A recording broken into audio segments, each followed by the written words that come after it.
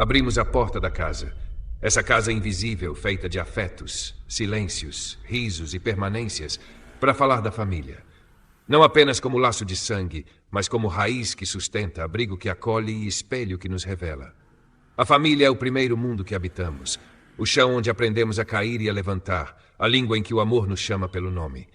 Entre imperfeições e ternuras, ela nos molda, nos desafia e, sobretudo, nos ensina a permanecer humanos. Que este episódio seja um convite a olhar para dentro, com coragem e carinho, e reconhecer na família não a promessa da perfeição, mas a beleza do pertencimento.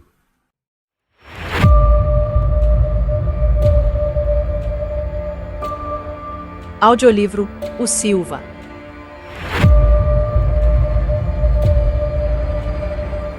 Nome verdadeiro Ariel. Leão de Deus.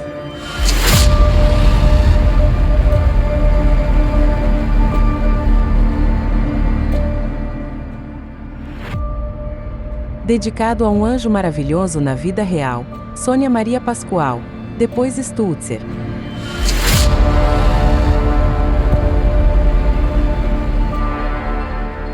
A história de um misterioso rapaz que chegou a Londrina, Paraná. Quem é ele? De onde veio? O que fazia? Para onde vai? Vamos ouvir e acompanhar esta história para decifrar tais mistérios. Coloque fones de ouvido para uma imersão mais profunda e emocionante.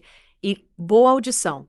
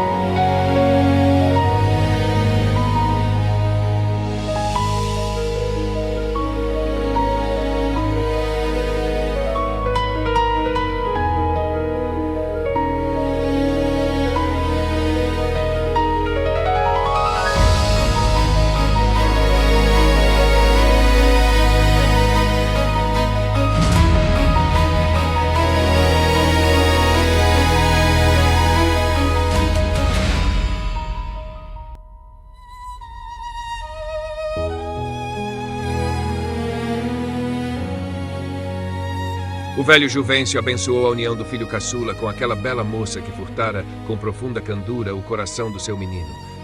Sabia ele que o homem decide uma coisa, mas é Deus quem tem a palavra final, e resignou-se. Não perder um filho, e sim ganhar uma filha, que mesmo morando à distância, era uma nora digna de muito carinho e respeito de todos.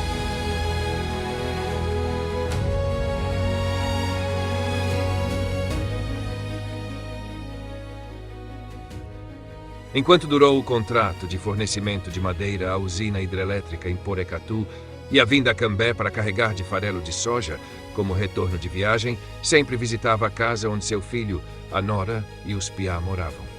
Eram sempre bem recebidos com um abraço fraterno e o carinho era recíproco. Só não teve realizado o desejo de dar seu nome ao primeiro neto, pois a verve lusitana que corria nas veias de Maria de Fátima queria que o primogênito tivesse o nome do pai. E venceu a discussão. Afinal, o filho mais velho tinha o mesmo nome do pai.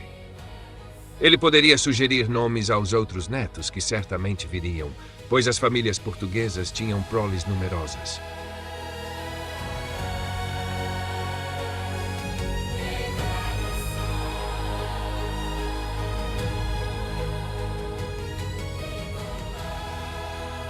O filho Venâncio abriu uma central de fretes, à margem da BR-369, com finalidade de oferecer cargas, principalmente a motoristas provenientes da região sul, e seu oferecido preço era justo a todos. Negociava pessoalmente com as empresas que tinham cargas a ser transportadas e dizia que sem caminhão não haveria progresso e que os caminhoneiros, verdadeiros heróis das estradas, mereciam muito mais que fretes compensadores. Mereciam também, e ainda, respeito. Sua comissão por cada carga fechada a ser levada ao seu destino era mínima, pois tinha sempre em mente que os custos eram elevados na manutenção dos caminhões. E muito mais que apenas pagar o combustível, havia outras despesas que eram custeadas pelos fretes recebidos.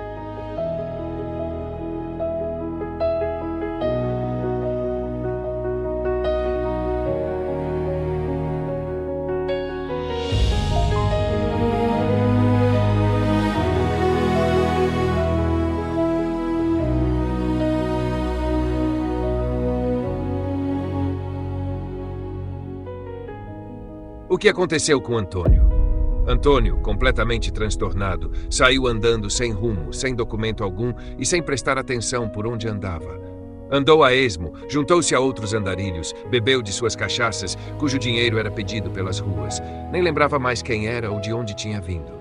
E após algumas brigas com os companheiros, surrado até perder os sentidos, decidiu, depois de voltar a si, a continuar andando pelas estradas vicinais, onde sempre encontraria um lavrador a lhe dar um prato de comida. Depois de alimentado, agradeceu o prato de comida, mas recusou o pouso na propriedade e saiu estrada fora.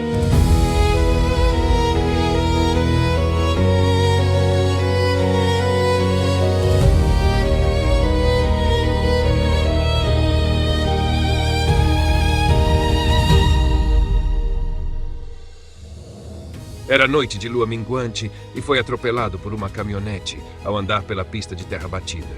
O condutor ainda tentou socorrê-lo, mas notou que seu tórax e cabeça foram esmagados e a morte foi instantânea.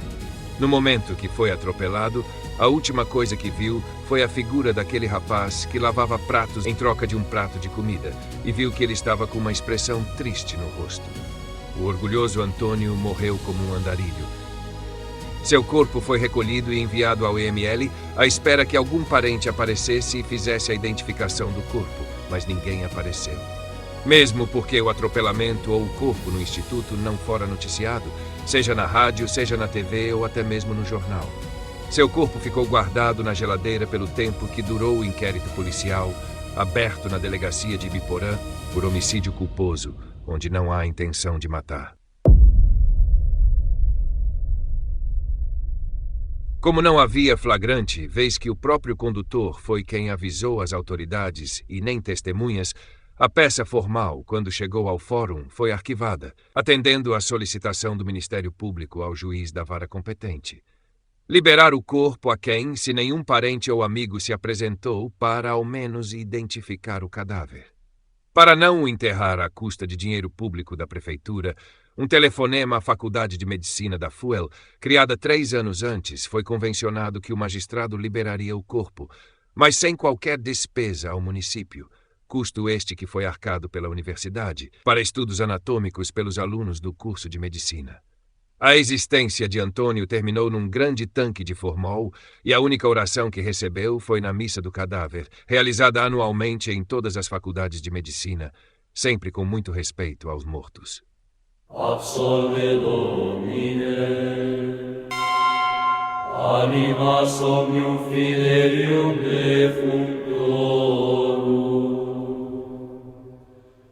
O velho Portuga já passara dos 80 anos e não mais tinha a disposição e força física de quando começara a trabalhar, ainda criança. Lembrava-se de ajudar o pai na lavoura de café e quando venderam o sítio e se mudaram para a cidade, percebendo que os urbanos não faziam pão em suas casas, preferindo comprar o pão de sal, como era conhecido o pão de 100 gramas, Manuel construiu uma pequena padaria, próximo de onde moravam. E que aquele pequeno empreendimento se tornaria anos mais tarde como a panificadora, confeitaria e lanchonete mais conhecida da cidade, sob os cuidados dele e depois do filho Paulo e netos. Era mais requisitada para bolos de aniversário e casamentos, e os produtos da confeitaria eram inclusive comprados por concorrentes de outros bairros, face à delícia de sabor, segredo que era mantido a 7 chaves.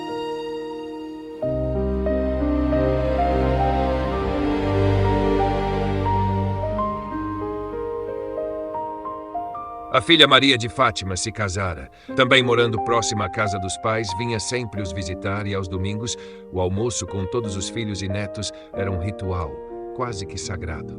À ponta da mesa, Ari iniciava a oração, agradecendo a Deus toda a felicidade que vivera em companhia da esposa Alzira, os filhos e netos, e terminavam juntos a oração do Pai Nosso.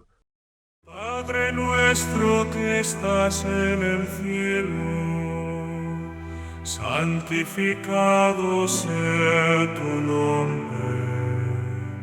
Venga tu reino, hágase tu voluntad en la tierra como en el cielo. Alzira rezava o terço todas as noites, pedindo proteção divina aos filhos e netos, e finalizava sua oração, murmurando: "Obrigado, meu Deus, por tudo que o Senhor me deu." Sentia-se também um ser especial por tantas alegrias obtidas na vida, vivendo ao lado do marido, primeiro e único namorado que tivera. No nos dejes caer en tentación y líbranos del mal. Amém. Mas o tempo implacável a tudo e a todos fazia com que Ari e Alzira sentissem o peso dos anos, embora um quisesse esconder do outro, demonstrando ânimo alegre e sorrisos mútuos, fez com que ficassem em casa, deixando os negócios nas boas mãos dos filhos, sentindo intimamente terem cumprido a missão dada a eles aqui na terra.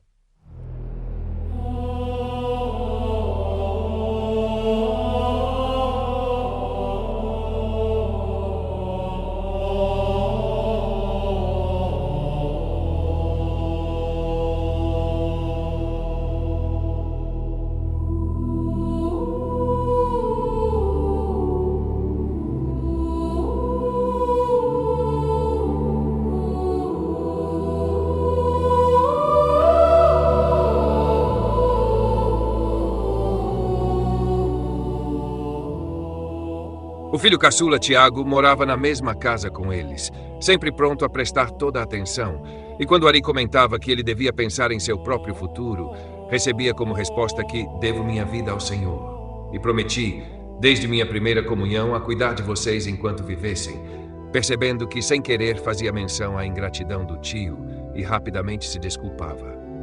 No entanto, certo dia, o pai lhe disse: "Por que não assume de vez a Rosângela e a traga para morar conosco? Já é de nosso conhecimento até que você é pai de 2 crianças. Por que nos priva desses 2 anjinhos, vistos serem nossos netos, tanto quanto os filhos de Paulo e de Maria de Fátima?" O filho, encabulado por ter sido descoberto e, de certa maneira, pensava ele ter quebrado seu compromisso de criança, recebeu um abraço tão carinhoso do pai e de Alzira, sua mãe, que começou a chorar de alegria. Sim, ele se casaria com a namorada.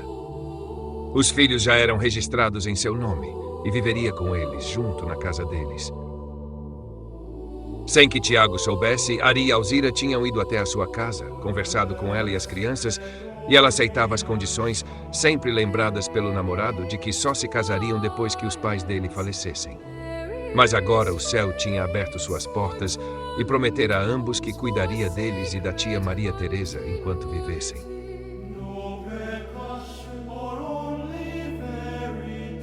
No casamento de ambos, realizado na mesma paróquia que os pais haviam se casado, a emoção maior foi quando os pequenos entraram com as alianças e caminharam até o altar, entregando-as aos noivos. O coração de Ari quase explodiu de tanta alegria. Agora sim, pensava ele, Deus podia chamá-lo, pois tinha certeza que fora bom marido e bom pai. Agradecia em silêncio mais essa alegria tida na vida e que valia a pena ter vivido. Relembrava tudo isso. Sentado em sua cadeira de balanço na frente de sua casa, de olhos fechados, e quando os abria sentia que estava chorando de extrema felicidade. Sentia-se uma pessoa abençoada e feliz.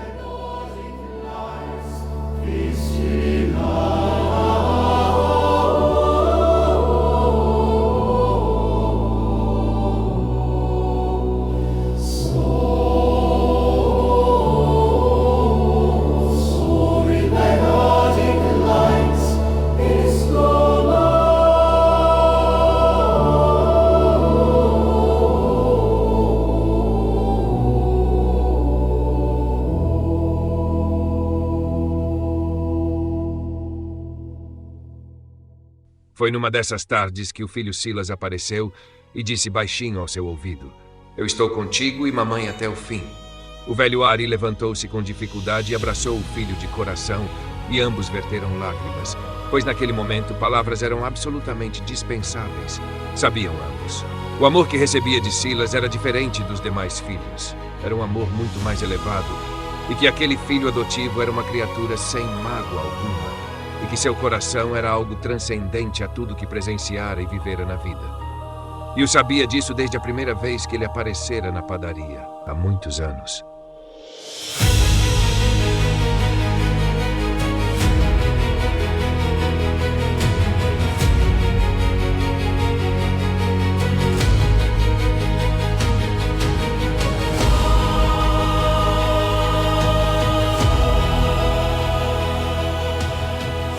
O primogênito de Altair e Aline recebeu o nome do médico benfeitor Mário, que, em reconhecimento ao seu trabalho, custeara seu doutorado na capital paulista e que Altair concluíra com louvor, ganhando da banca examinadora os maiores elogios.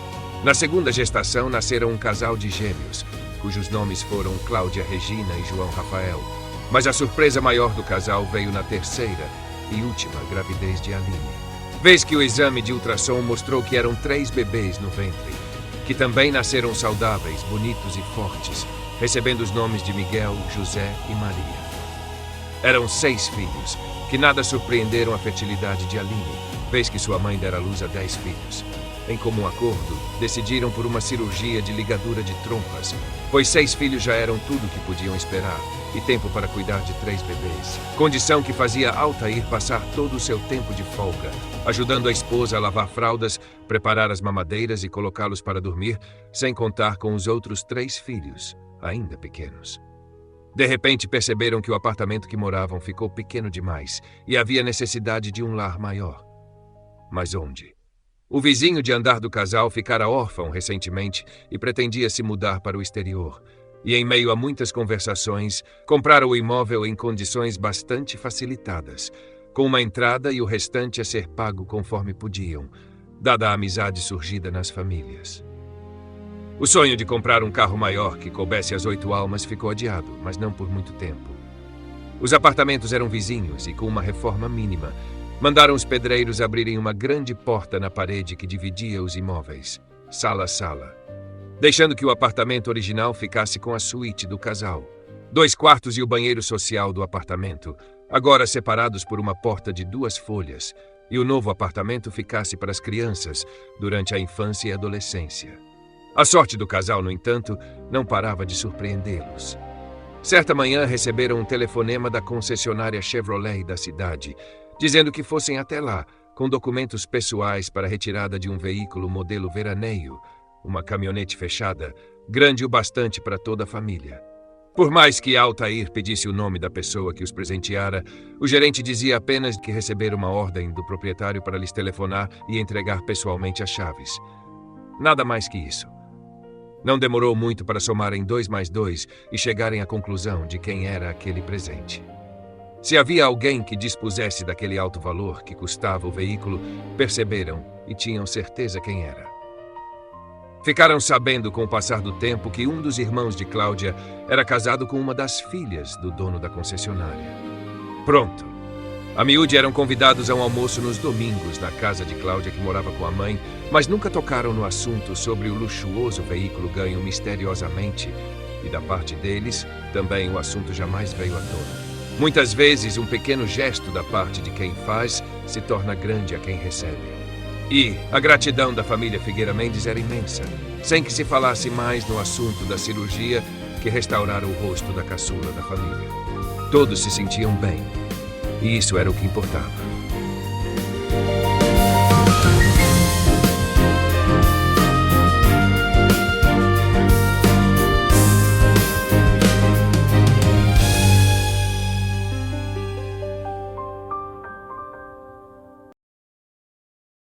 Vamos caminhar por algumas dessas verdades, com calma e coração aberto.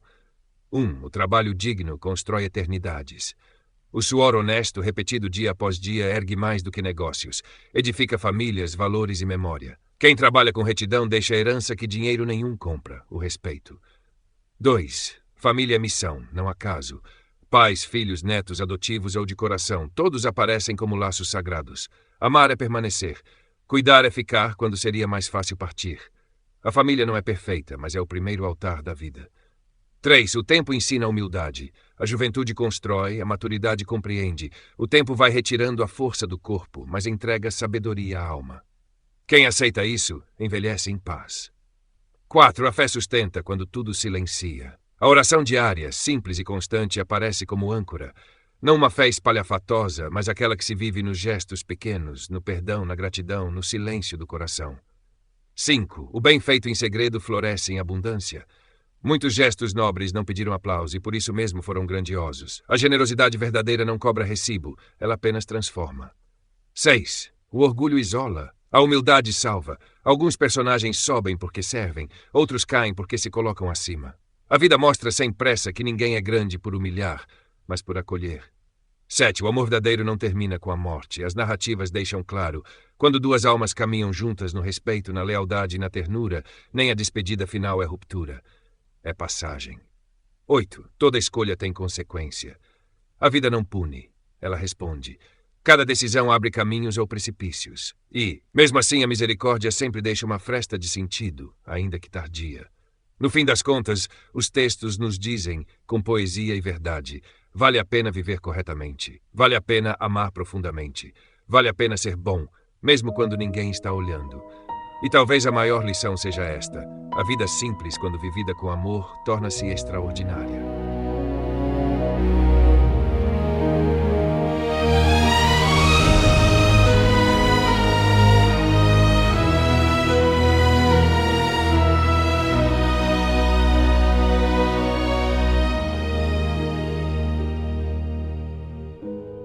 O tempo passa sem pedir licença,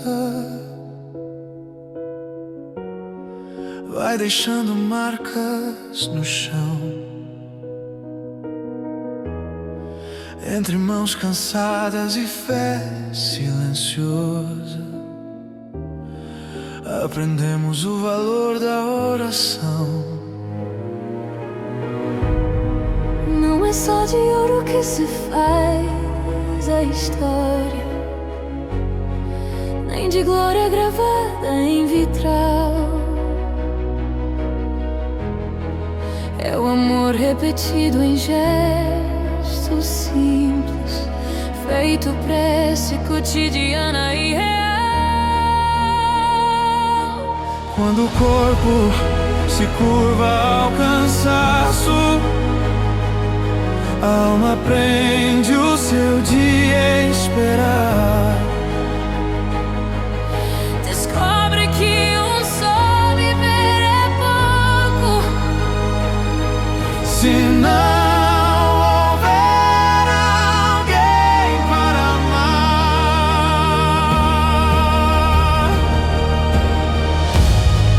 Porque a vida ensina em silêncio, não grita, mas pede atenção. Escreve nosso nome em um templo, com gestos de compaixão. Se não fores ponte na estrada, seja luz quando a noite cair, pois no fim dessa longa jornada, só o verdadeiro amor vai resistir.